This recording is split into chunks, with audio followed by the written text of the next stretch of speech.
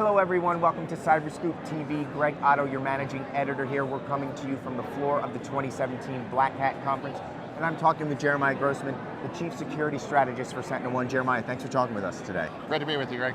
So over the past year, we've seen cyber extortion sort of just balloon out. We have ransomware attacks.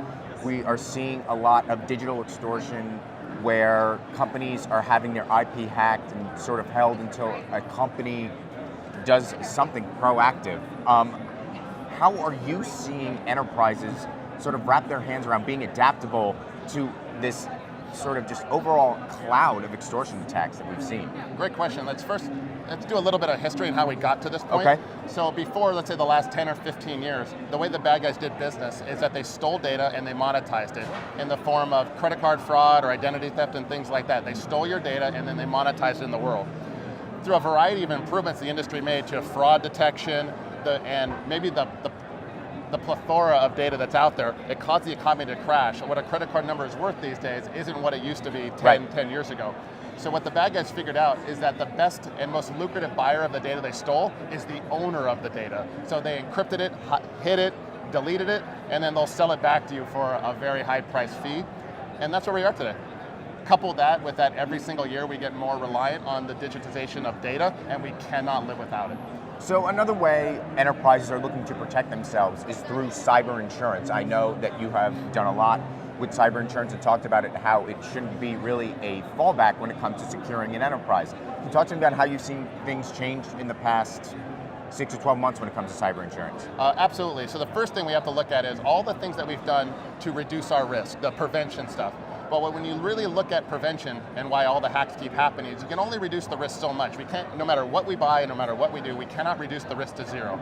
So what do we do about those hacks that happen anyway that cause tremendous loss? It seems to be more and more now that your last part of the budget, your last line item is cyber insurance to protect yourself in the case of catastrophe, and that market is growing incredibly fast. Just as a point of reference, InfoSec is about an $81 billion industry growing at 5 to 7%. Cyber insurance, and this is a major indicator, it's just 3 to 4 billion, so it's big, but not that big, but it's growing at 60 to 70%. Come 2008, 2009, it'll be bigger than AV. Wow, okay. So are you seeing the insurance companies adapt when it comes to cybersecurity? Because I know that when we spoke a year ago, there were only 2 or 3 companies that really had a good grasp on what a cyber insurance liability profile should look like. Have you seen that sort of market grow with insurance, or are insurers figuring out what they need to put in their packages? Yeah, so this is a very new landscape. Right now I'm tracking about 60 to 70 carriers between the US and the UK. And there's different levels of maturity.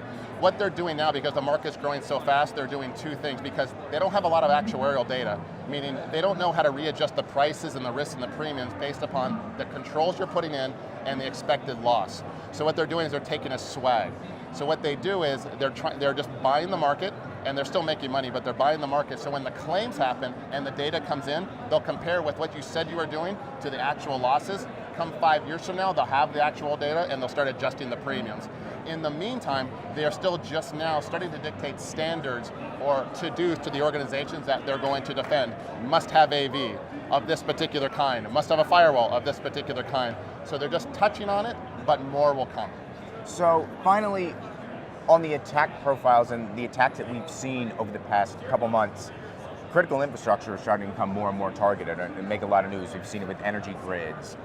We've seen it with vulnerabilities in voting equipment. We've seen it become a diplomatic thing, like the incident in Qatar. So how should we be changing the way that we protect critical infrastructure? I don't know if there's a big difference between the way we should treat critical infrastructure, other than it's really, really important, from everything else, banks, retail, things that impact our daily lives. What we really need to look at is how we got to this place. So for instance, we spend $81 billion a year, and what's the result of it? We get hacked all the time. Everybody gets hacked all the time. But if you really looked at all the breaches, whether it's the energy grid and any of the examples you gave or anything else, we know about the issues, we know the vulnerabilities, we know how to stop them, prevent them, detect them, fix them, only we don't. We just don't. And why is that? My theory is we just lack the proper incentive structure. So what I've asked and what I'm really passionate about is getting the customers, the CISOs, the security departments, to hold the vendor's feet to the fire.